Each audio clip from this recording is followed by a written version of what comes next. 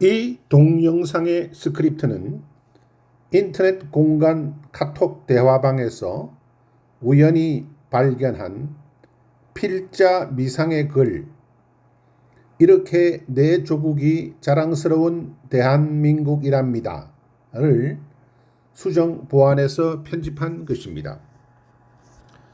중앙아메리카 쿠바는 자국 지폐에 한국 국기를 그려넣어 기념 화폐를 만들겠다고 합니다. 코로나 백신과 의료 제품을 지원해 주어 위기를 극복하도록 도와준 은혜를 갚기 위해 한국산 방산 무기를 대량 구매하겠다고도 합니다. 칠레의 보리치 대통령은 한국 K-팝 팬들의 지지를 받아 권좌에 오르게 되었다고 합니다. 보리치 자신도 K-팝 팬이라는군요. 그는 한국이 자기를 대통령으로 만들어 주었다고 자랑스럽게 말하고 다닌다고 합니다. 그러니 어찌 한국을 좋아하지 않을 수 있겠습니까? 유럽에서도 한국의 인지도는 대단합니다. 러시아와 우크라이나 전쟁이 지속되면서 나토 회원국들이 우크라이나에 엄청난 무기를 지원하면서 자신들의 한계를 느꼈는지 계속 한국에 협력을 요청하면서 한국도 나토 무기 지원을 도와달라고 요청하고 있습니다. 러시아와 인접해 있는 동유럽 북부의 폴란드는 아예 한국 방산 무기를 모조리 다 사겠다고 수십조 원을 투자하고 있습니다. 한국 무기만이 자기 나라를 지킬 수 있다고 믿고 있기 때문입니다. 세계 어느 나라도 폴란드가 원하는 무기를 차질 없이 공급할 수 있는 나라가 없다고 판단한 탓입니다. 가격 대비 성능이 탁월하고 공급망이 잘 되어 있을 뿐만 아니라 정비창까지 세워 부품 조달과 정비에 차질이 없게 하고 공군 조종사 훈련 세트까지 세워 훈련시키겠다는 조건을 협의했기 때문입니다. 폴란드를 보고 유럽 전체가 놀라고 있습니다. 티르기예 공화국의 땅은 대부분 아시아에 속하지만 EU가 티르기예에게 유럽연합 가입 자격을 부여했습니다. EU가 제시한 가입 조건을 티르키예가 충족시켜 유럽연합에 가입이 되면 티르키예는 유럽이 됩니다. 티르키예는 6.25 전쟁 당시 일개 보병 여단을 파병하여 미국, 영국 다음으로 많은 군대를 보낸 고마운 나라입니다. 그들의 희생은 엄청났습니다. 전사자 721명, 부상자 2147명, 실종자 175명, 포로 346명의 손실을 입고도 전쟁의 잿더미를 딛고 일어나 세계 10위권의 강대국이 된 대한민국의 눈부신 발전에 경탄합니다. 티르키예는 대한민국을 형제국이라고 하며 한국의 성공을 진심으로 기뻐하는 나라입니다. 그런데 최근 한국 건설사와 티르키예 건설사가 합작해 세계 최장 현수교를 만든 것이 큰 화제가 되었습니다. 현수교 총 길이는 3,563m, 주탑과 주탑 사이는 2,023m로 다들 불가능할 것이라던 어려운 공법을 한국의 기술력으로 무사히 완성함으로써 세계를 놀라게 했습니다.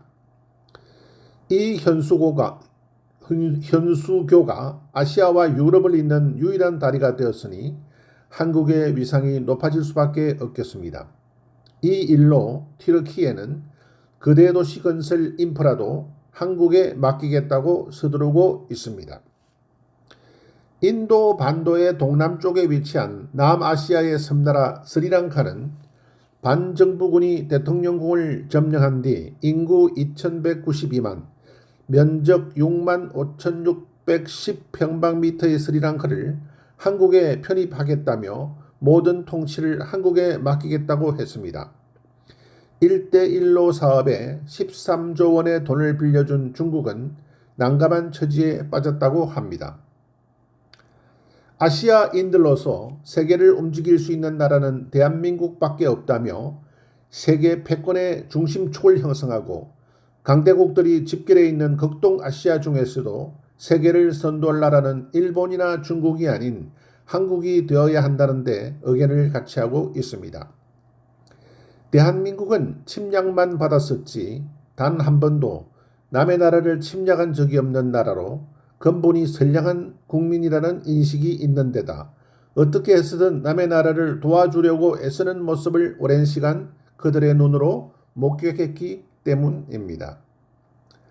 한국은 이제 세계 강대국 텀바구니에 끼어 어떻게든 살아보겠다고 발버둥 치는 작은 나라가 아닙니다. 더 이상 고래 싸움에 등 터지는 새우가 아니라고 세계적인 석학들이 서로 나서서 강변하고 있습니다. 영국 킹스 칼리지 런던 즉 KCL 국제관계학 교수 라몬 파체쿠 파라도 박사의 책 새우에서 고래로 잊힌 전쟁에서 K-팝까지에서 다음과 같은 말을 했습니다.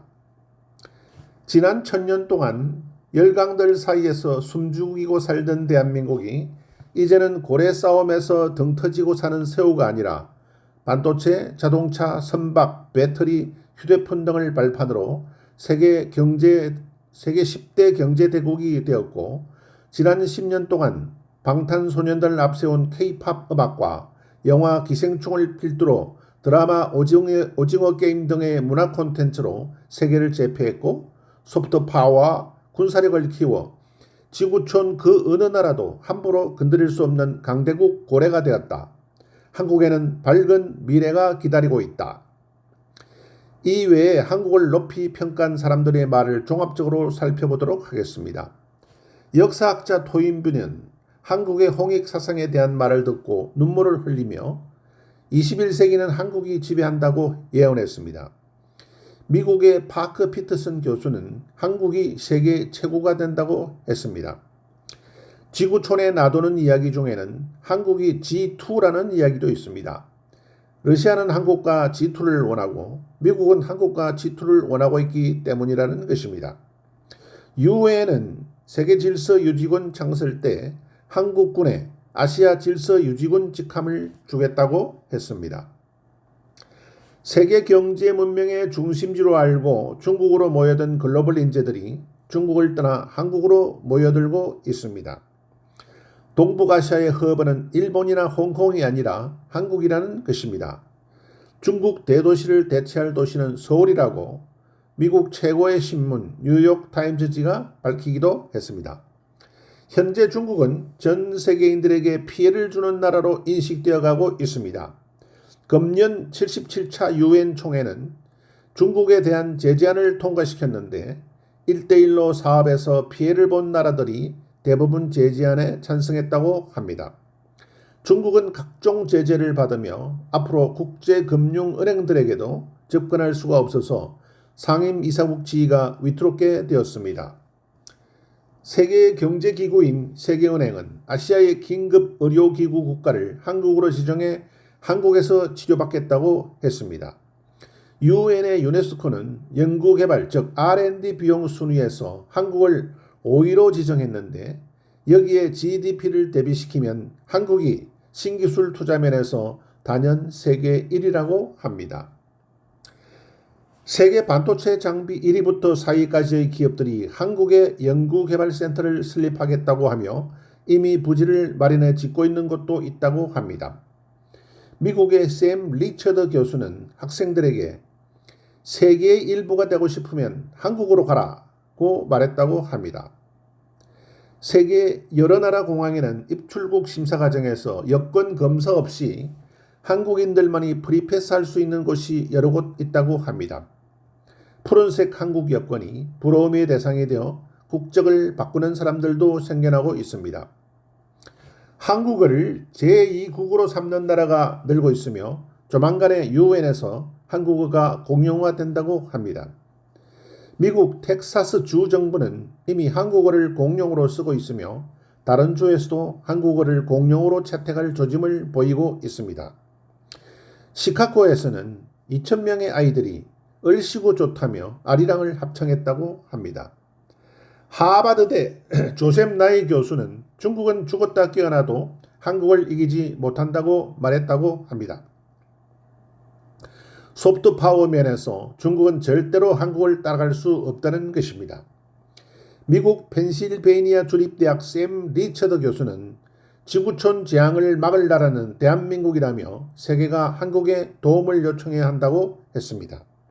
그 이유는 공동체 중심 사회, 효율적인 교육 시스템, 공익을 위한 규칙 준수, 세계적인 소프트 파워의 특징 때문이라는 것입니다. 러시아는 믿을 나라는 한국밖에 없다며 중국이 많이 의존하고 있는 석유 공급처 차얀다 유전을 한국에 주어 아직 다 갚지 못한 빚을 청산하겠다고 합니다. 그리고 재정적 압박 때문에 편입하겠다는 연해주를 아예 한국에 팔겠다고도 합니다. 러시아 때문에 한국이 대박날 일이 많게 되었습니다. 한국인은 선천적으로 심성이 착한 데다 예의범절과 정직과 신의를 중요시 여기는 유교적 바탕의 서당 교육에다 개화된 서양 문명을 가지고 들어온 선교사들의 영향으로 민주주의 입법 정신과 기독교 신앙이 어우러져 반공의식이 투철하고 공정과 정의에 기초한 정직, 희생, 헌신이 몸에 밴 민족이라 글로벌 시민의식을 가지고 세계인을 돕는 민족적 특성을 보이고 있습니다. 한마디로 21세기에서 진짜로 개화된 문명의 선진국은 한국뿐이라고 해도 과언이 아닐 정도이니 그 위상이 높아질 수밖에 없다고 보겠습니다. 자랑스러운 대한민국의 재건은 하늘의 명령, 즉 천명이었습니다. 대한민국 만세!